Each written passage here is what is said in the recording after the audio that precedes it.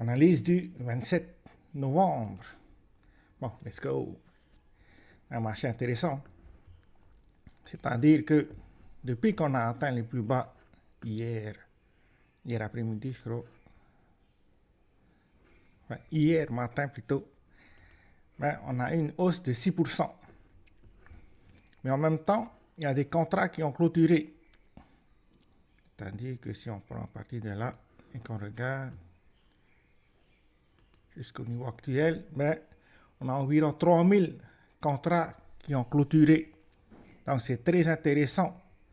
Ça veut dire que pour le moment, même ceux qui sont en swing trading, en day trading, commencent à prendre un profit.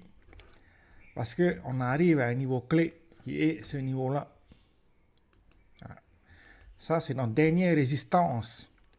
Si on arrive à casser ce niveau-là, il faut s'attendre à ce que, par exemple, on casse ce niveau-là. Il faut s'attendre à ce qu'au prochain retracement, ça soit notre higher low. Il faut s'attendre à ce style de scénario. Mais si jamais on n'arrive pas à casser cette résistance-là, il y a des fortes probabilités qu'on revienne tester le point bas qu'on a actuellement. Peut-être qu'on fait un sweep avant de reprendre notre scénario haussier. Ça, c'est notre probabilité. Ça, on va mettre ça en rouge. Bon, bien sûr, on peut toujours faire une hausse. C'est-à-dire qu'on continue, qu'on casse directement cette résistance et qu'on va chercher le niveau des 99 800. Mais ça reste toujours peu probable. Pour moi, le scénario en bleu, c'est le scénario le plus probable si on doit comparer les trois chemins probables. Voilà. Bon, bien sûr, celui en rouge, c'est le plus dangereux parce qu'on peut toujours continuer notre tendance baissière indéfiniment jusqu'à qu'on ait de la demande sur le marché. Mais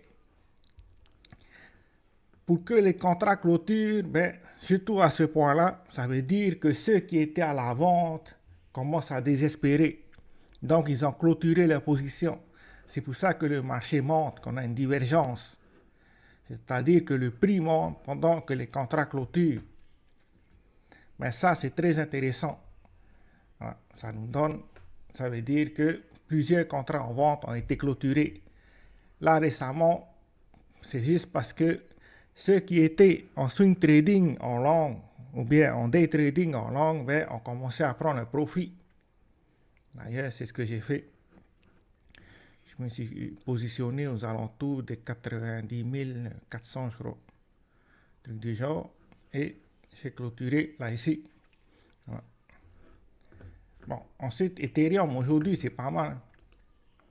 Je crois qu'il a fait 7%. Voilà. Donc, c'est pas mal du tout. Maintenant, il y a des niveaux à surveiller. Par exemple, si on descend en 1 heure, il y a l'order bloc qui se trouve là ici. C'est à l'ouverture de la session.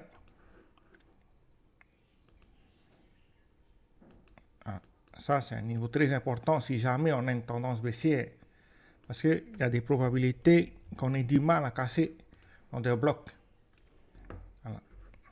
Et entre ces deux niveaux, si on regarde bien là ici, il y a un deuxième order bloc. Donc, c'est les deux niveaux à surveiller si jamais on a un pullback et on forme un higher low. Parce qu'on a cassé cette résistance qu'on avait précédemment. Donc, c'est très intéressant. Ça veut dire que si jamais on forme un higher low, il y aurait des possibilités de se placer. Maintenant, ça m'étonnerait qu'on vienne toucher l'order bloc. Voilà. Ça m'étonnerait que le marché laisse la possibilité aux retardataires de se positionner sur le marché. Par exemple, si on regarde Bitcoin, il y avait plusieurs limit orders au niveau de 90 000. C'est-à-dire sous le niveau qu'on a actuellement. C'est-à-dire à peu près dans cette zone. Il y avait plusieurs limit orders. C'est ce que je regardais hier, juste avant que je prenne mon trade. Le marché n'a pas voulu laisser la chance à ceux qui avaient placé leur ordre à ce niveau-là d'entrée sur le marché. C'est pour ça qu'il fallait être rapide à la réaction. Dès que j'ai vu une forme de retournement de tendance, je me suis positionné et j'ai surfé la tendance qu'on a actuellement. Bon, après, il y a toujours Solana. Ils vont tous performer, mais pas tous en même temps. Pour l'instant, aujourd'hui, hier, j'avais remarqué que Ethereum avait une plus forte réaction. C'est-à-dire qu'on a cassé notre MSB plus tôt que le reste. Par exemple, Bitcoin, il a mis du temps pour aller chercher son MSB qui se trouve là ici. Mais si on compare avec Ethereum, juste après l'ouverture de la session, il a suffi de 2 heures pour pouvoir casser son MSB. C'est pour ça que j'ai trouvé Ethereum plus intéressant que le reste du marché. Bon, bien sûr, il y a toujours d'autres altcoins qui surperforment en ce moment. Par exemple, je me suis positionné sur Chill Guy. J'ai fait environ